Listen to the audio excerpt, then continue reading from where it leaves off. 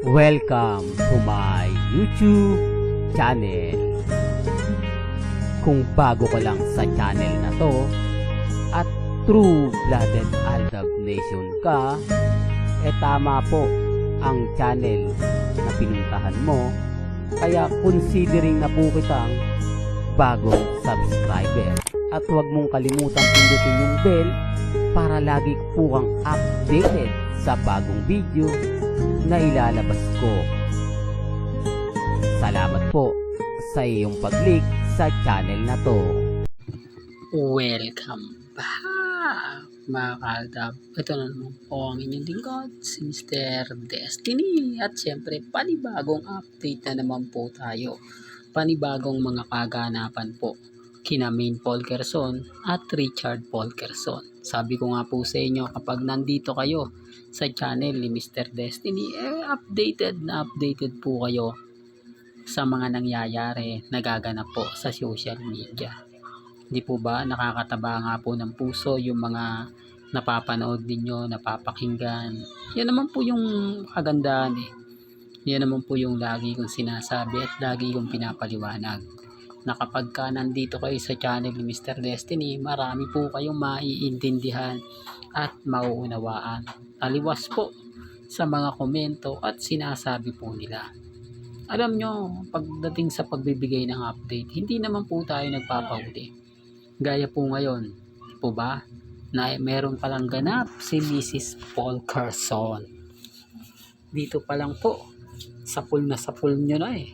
Dito pa lang po, mararamdaman nyo na kumbaga sa mga pahayag ng iilan talagang mapapaisip ka, hindi po ba? Bakit nga po ba laging si Mengay lang ang mag-isa? Nasaan nga po ba ang isa? Bakit kada lakad niya siya lang po yung nakikita? Huwag na po kasing ipilit, gaya nga po ng sinasabi ng ilang netizen, hindi po ba? Mas paniniwalaan pa po nila ang Alda. Bakit? Ganun din naman si Alden eh. Wala naman pong pinagbago. Kasi si Alden kapag nag-post, nag-update, talagang siya lang. Di po ba? Single na single talaga. Yung walang kasama, gaya po ng sinasabi nila, nakasama po si Catherine, nagpapalamig, kumakain sa labas, etc. Di po ba? Wala nga pong pagkakaiba. Yan ang sinasabi ko na hindi po nila nagigets at naintindihan. Kasi nga po mga kaaldab, kapag ako nag-react, kapag ako nagsabi, kapag ako nagbigay ng balita, lalo na nga po pagdating kay Lamengay at kay Alden, nagiging lang ako bitter. Pero yan po yung totoo eh. Hindi po ba? Na same din po. Wala pong pinagkaiba. Na kapag si Mengay nag-post, siya lang nagbigay ng mga update, nagbigay ng mga kaganapan. Same lang po sila ni Alden Richards. Na parehas lang. O nasa na po yung mga issue na binabato? Wala po. Yan po kasi yung gusto kong sabihin na madalas kong pinapaliwanag. Ang dami pong mga ebidensya at resibo. Marami pong mga kwento na kapag sinabi ko naman dito sa channel natin, sasabihin nila, naku, hindi yan totoo. Fake news yan. Po ba?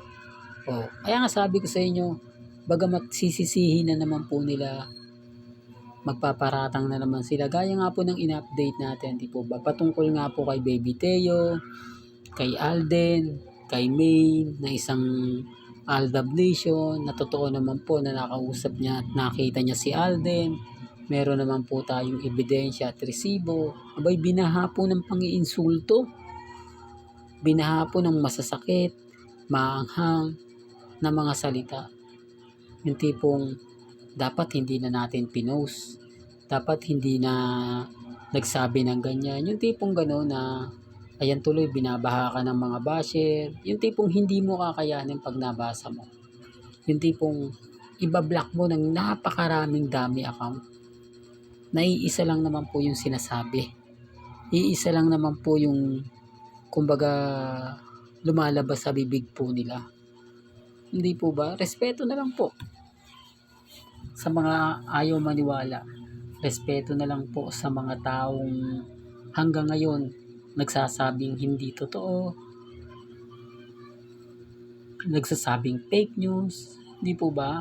Kaya nga, nagugulat na lang po ako mga kaaldab na kapag ako ando na sa point na ramdam mo na ikaw yung panalo sa labanan.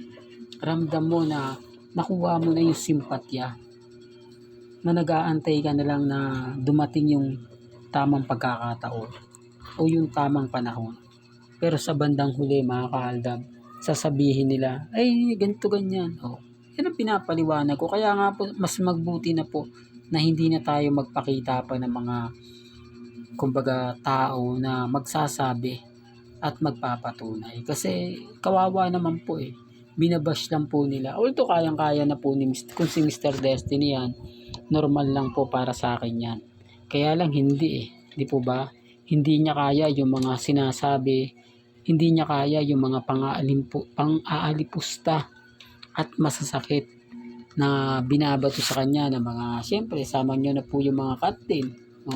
Alam naman po natin ang katin talagang bitter na bitter yan. Alam naman natin na kapag sinabing cut din pants, hanggang ngayon talagang umaasa pa rin yan. Ang katwiran nga po nila, bakit nga daw yung Aldab Nation? Di po ba?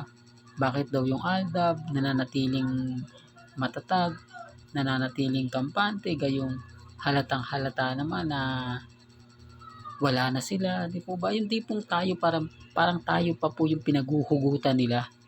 Kaya sila tumitibay. Tayo pa raw po yung nagiging ginagaya nila. Samantalang di po ba? Hindi, real talk to. Mahirap po lang talaga magsalita. Pero sabi ko nga po sa inyo, wala na Kumbaga palubog na yung cut din. Talagang antay na lang natin na magwakas. Kaya ang sabi ko sa inyo, itong mga update ni Alden Richards, mga post niya, mga kaganapan niya, doon pa lang po nyo mapapansin at makikita. Dito nyo lang mo mararamdaman sa channel ni Mr. Destiny. The real talk to, kaya nga sabi ko sa inyo, ako hindi po ako gumagawa ng mga dummy account para lang po makakuha ng simpatya. Para lang po yung sa isang post ko, marami magkukomento na pabor sa akin. Talagang yung parang yung mga komento na talagang nakakataba ng tenga kapag ka narinig mo, nakakataba ng puso kapag nabasa mo. Never ko pong ginawa yan. Sila, ginagawa talaga nila yan. Alam naman po natin yan. Alam naman po natin na bawat update na binabato natin, talagang mararamdaman mo yung mga bagay-bagay na syempre doon nyo lang po talaga makikita at mapapanood. Di po ba? Real talk mga kaaldab.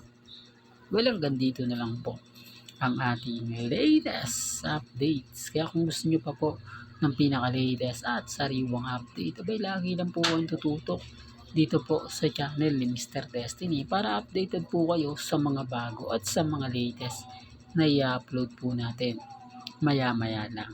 Kaya kung bago ka lang sa channel na to at isa kang true blooded Aldab Nation na nagmamahal kina Mengay at Isoy, tama po ang channel na pinuntahan mo. Kaya consider na po kita bagong subscriber. At huwag mo kalimutang i-share ang mga video po natin sa mga mamis, sa mga titas, at sa mga senyor. Hanggang sa muli, salamat po sa panonood at pakikinig.